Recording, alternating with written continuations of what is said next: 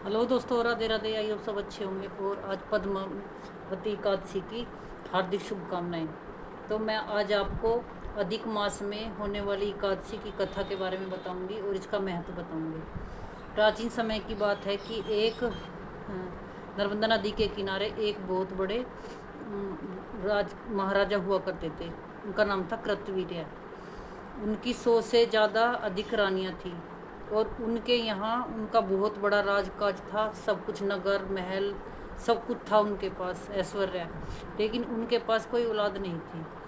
तब उन्होंने बहुत परेशान होकर एक दिन निर्णय लिया कि मैं ये सब राजकाज छोड़कर वन में चला जाऊंगा, क्योंकि मेरे राजपाट को संभालने के लिए कोई औलाद नहीं है। तो इस राजपाट का और इन महलों का, इनका होने का कोई मतलब नहीं है। तो उस कृतवीर्य नाम के महाराज की एक पद्मावती नाम की एक रानी थी। तो वह रानी कृतवीर्य महाराजा से बहुत ज़्यादा प्यार करती थी। तो जब राजा ने राजकाट छोड़कर वन में जाकर तपस्या करने का निर्णय किया, तो रानी पद्मावती ने भी उनके साथ जाने का निर्णय लिया। तो वो दोनों राजपाट का कार्यभार छोड़कर वन में प्रस्थान हो गए और वहीं जाकर तपस्या करने लगे। तपस्या करते करते इतना समय बीत गया तो कि राजा सिर्फ एक हड्डियों का ढांचा मात्र शेष रह गए थे तपस्या करते करते।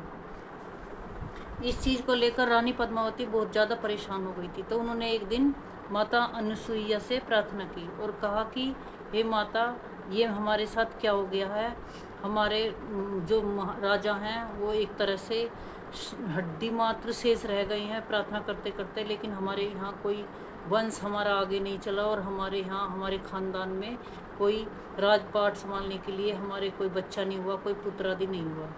तो माता अनसुईया ने कहा रानी पद्मावती से कि तुम एक काम करो, जो अधिक मास के शुक्ल पक्ष में एकादशी आएगी उसको व्रत रखना और विष्णु भगवान को प्रसन्न करने की कोशिश करना, और भगवान से जो भी वर मांगोगी वह, ये व्रत ऐसा है शुक्ल पक्ष की एकादशी का कि जो भी तुम व्रत के दिन प्रार्थना करोगे विष्णु भगवान से वह तुम्हें जरूर मिलेगा। तो रानी पद्मावती ने व्रत किया, भगवान विष्णु से प्रार्थना की और सच्चे मन से अच्छे से पूरा व्रत का पारण पोषण पूरा जो भी कर विधि थी उसके हिसाब से पूरा किया। तो उनकी इस भक्ति को देखकर विष्णु भगवान प्रसन्न हुए और प्रकट भी हुए। विष्णु भगवान ने कहा कि तुम्हें बताओ क्या चाहिए। तब रानी पद्मावती ने कहा कि मुझे एक पुत्र की आवश्यकता है। तो उनको विष्णु भगवान ने प्रसन्न होकर वरदान दिया और वरदान में कहा कि तुम पुत्रवती भवो। तब रानी पद्मावती के एक पुत्र के घर में एक पुत्र पैदा हुआ और भगवान विष्णु अंतर्ध्यान हो गए यह वरदान देकर। इस तरह से एकादशी उसी दिन से, इस जो ये अधिक मास की शुक्ल पक्ष की एकादशी है, इसको पुत्रदा एकादशी भी कहा जाता है और पद्मावती एकादशी भी कहा जाता है। तो ये है इस व्रत की महत्ता। तो इसको जो सच्चे मन से और जो व्यक्ति हृदय से, दिल से भगवान विष्णु के लिए प्रार्थना करता है तो उनकी सभी की मनोकामना पूर्ण करते हैं भगवान विष्णु। और अधिक मास में किए हुए सारे कार्य हमारे कई गुना हमें फल देते हैं। इसलिए अधिक मास में जितने ज़्यादा से ज़्यादा पुण्य कार्य कीजिए, धर्म प्राप्ति के लिए, धर्म मार्ग पर चलने वाले, दान पुण्य जो भी हो सके। और हाँ, अधिक मास में 33 बत्ती का एक दिया जलाने का बहुत महत्व है, वो मैंने पहले भी बताया था।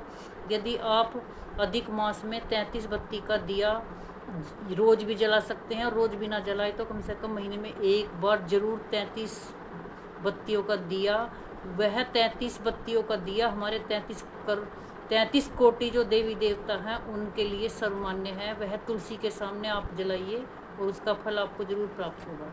तो मिलते हैं नेक्स्ट ब्लॉग में। राधे राधे। और यह महीना भगवान श्री कृष्ण और भगवान विष्णु को पूरी तरह से समर्पित है। तो आप लोग भागवत सुनिए, ज़्यादा से ज़्यादा पुण्य कीजिए। जय जय श्री राधे राधे।